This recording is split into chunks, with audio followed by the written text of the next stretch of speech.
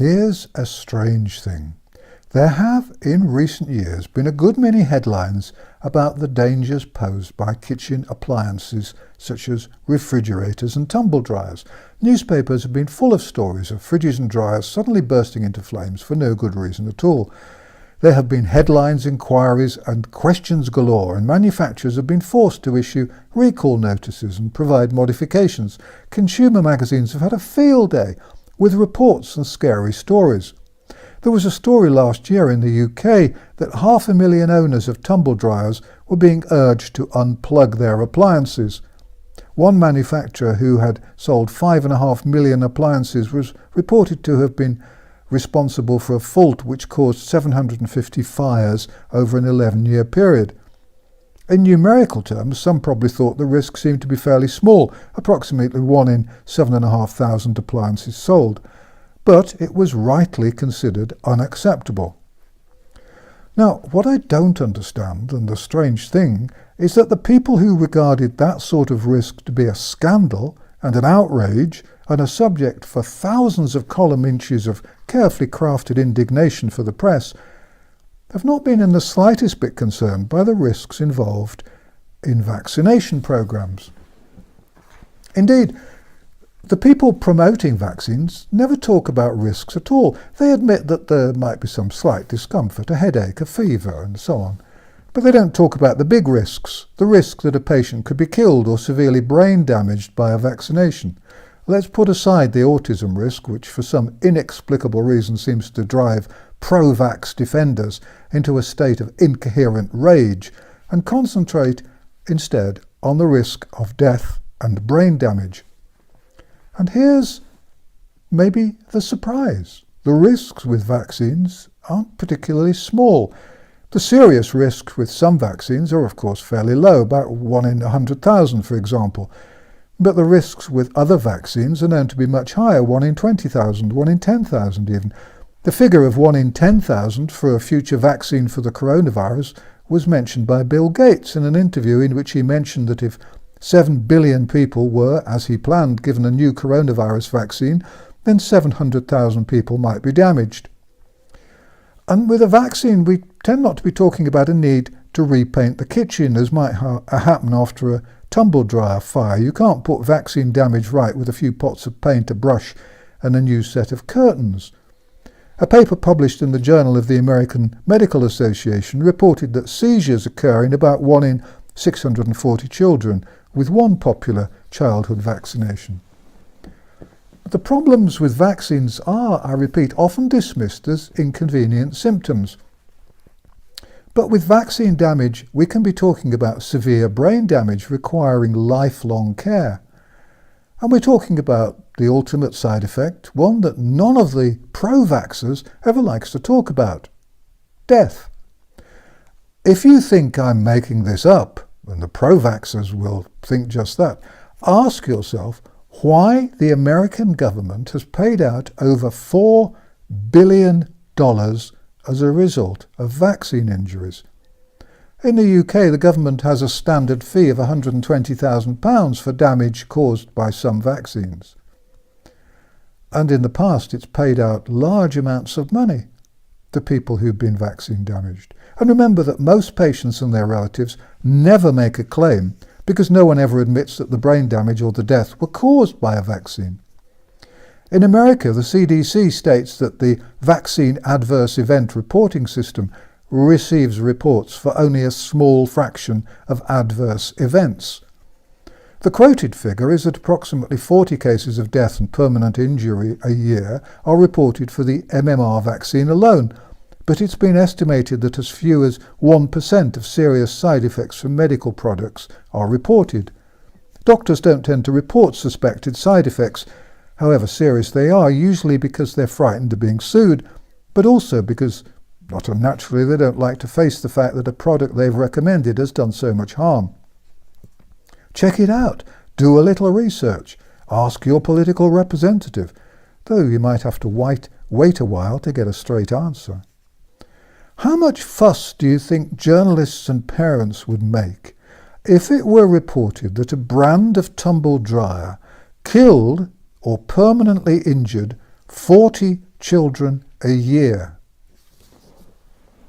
But journalists concentrate on demonizing anyone who dares to suggest that there might conceivably, perhaps, be more problem with vaccinations than is generally accepted.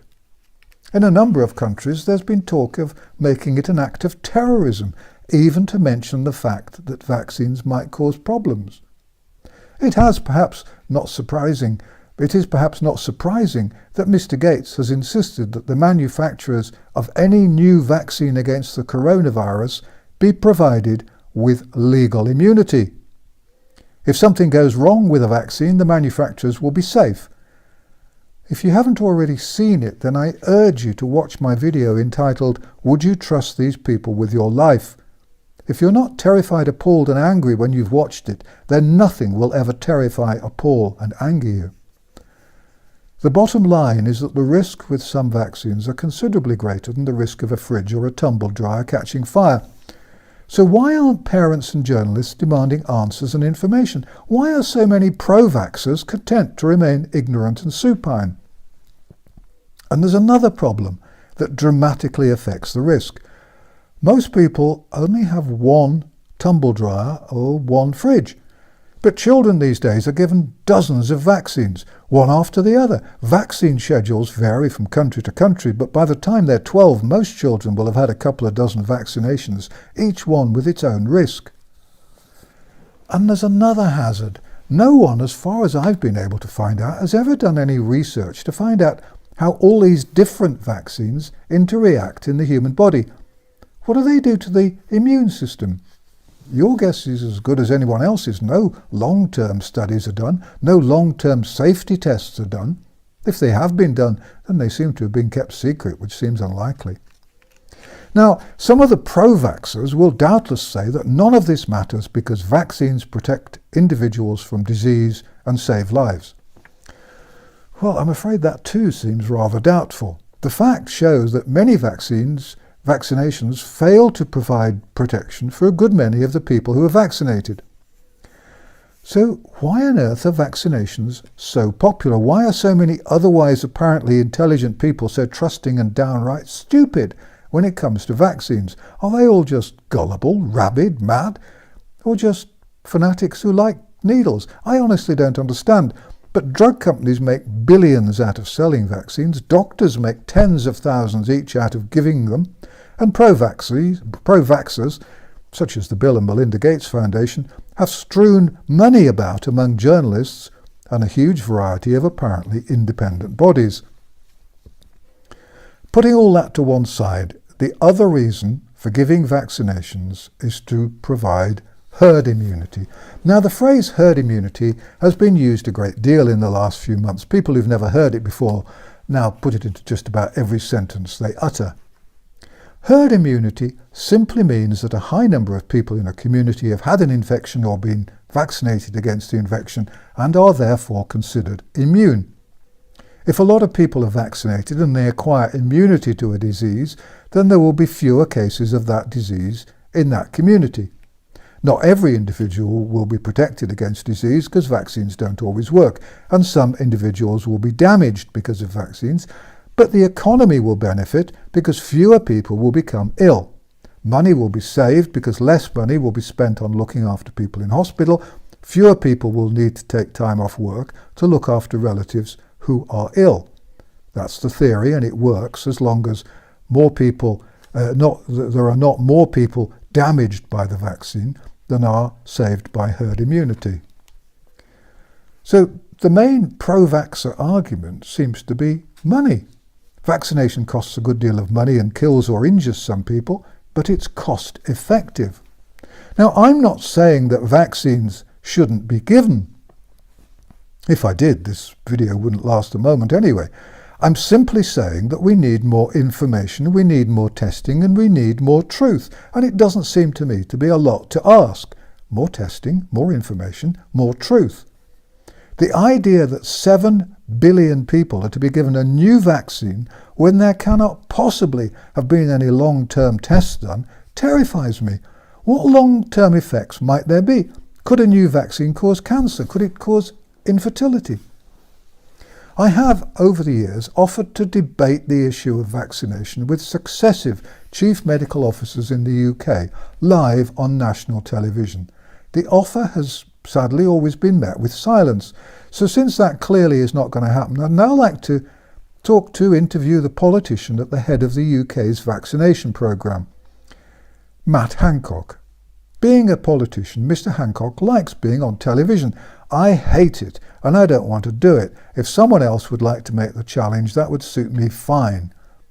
Television companies like good ratings. Wouldn't this make a worthwhile programme?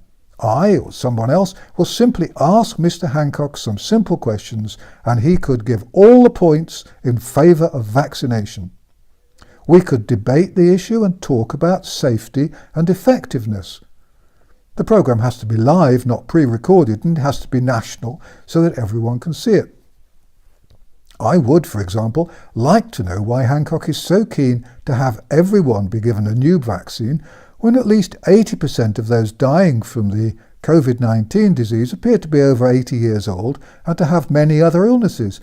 Why, when governments don't seem to care overmuch about the elderly, to put it politely, is he so desperately keen to introduce an untried vaccine to protect a small group of people who are usually ignored? The UK government used the Liverpool Care Pathway to kill off the elderly by starving them and depriving them of fluid. And now they want to vaccinate everyone in the country in order to protect the over 80s? I don't understand. I'm honestly keen to know what's going on. And in the US, maybe Dr. Fauci would allow someone to interview him live on television and to debate vaccination with him. In no other area of life, apart from some areas of national security, is public debate regarded as unacceptable.